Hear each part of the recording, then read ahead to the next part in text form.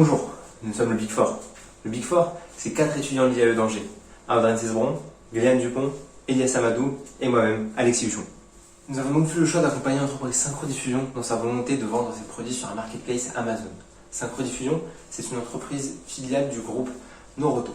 Elle est spécialisée dans la vente, la distribution d'équipements, d'accessoires et de services associés aux professionnels de l'automobile, comme par exemple les stations Total.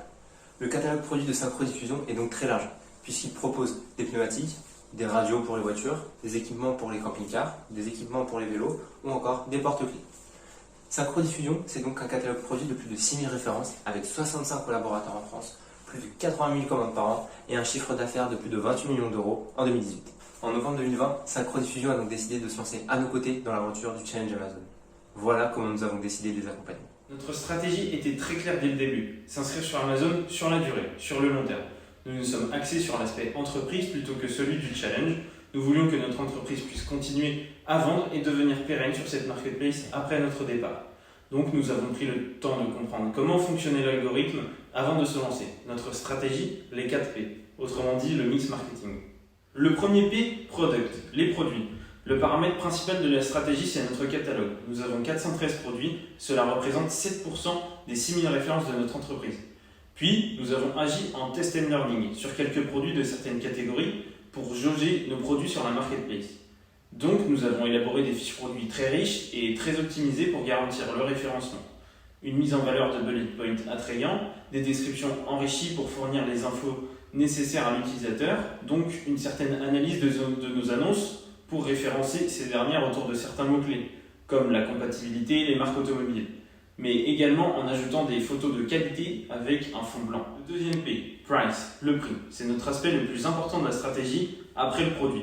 Nous avons identifié nos plus gros concurrents, Battery 7, Autopièces Online et Univers Mécanique, pour ensuite pouvoir nous permettre de vendre le plus et au meilleur prix. Nous avons donc recensé les prix pratiqués par ces derniers et nous avons essayé à chaque fois de nous placer en dessous de la concurrence en ce qui concerne nos produits phares, les batteries, pour vendre au maximum. Cela est rendu possible par le fait que nous avons une force de frappe conséquente grâce à notre catalogue et notre statut en France. Le troisième P, promotion, autrement dit la communication. Nous nous sommes focalisés sur l'expérience client avant de penser à promouvoir nos produits. Une stratégie de satisfaction client a été mise en place, c'est-à-dire que nous répondions à tous les avis clients très rapidement. Activer le levier de la publicité sponsorisée, c'était un choix de ne pas le faire. C'était avant tout pour voir la valeur des produits sur la marketplace.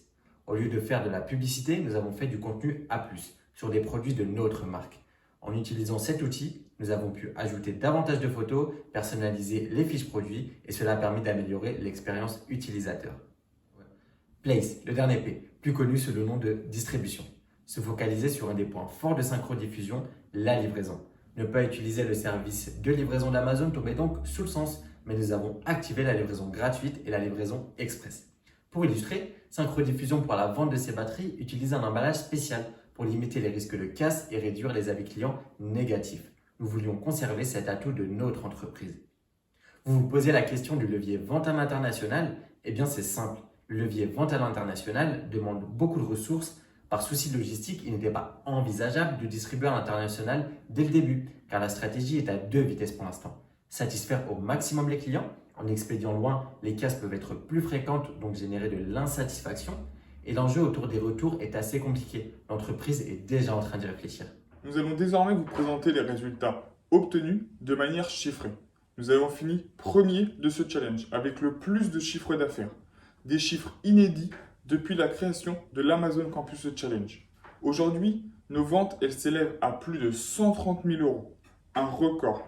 C'est plus de 1060 articles vendus en l'espace de 4 mois, soit un panier moyen d'environ 125 euros. Les commissions Amazon, elles, s'élèvent à plus de 20 000 euros. Un record. Enfin, en seulement 4 mois, Amazon représente 52% du chiffre d'affaires, toute marketplace confondue, pour l'entreprise. Concernant le challenge, c'est une expérience unique qui est riche en apprentissage et en connaissances. Ce challenge nous a permis de développer nos compétences en e-commerce ainsi que d'en apprendre plus sur la marketplace et l'algorithme d'Amazon. Enfin, nous pensons que nos compétences humaines et notre persévérance ont été la clé de la réussite. Nous vous remercions pour votre écoute et cette expérience qui fut une véritable réussite.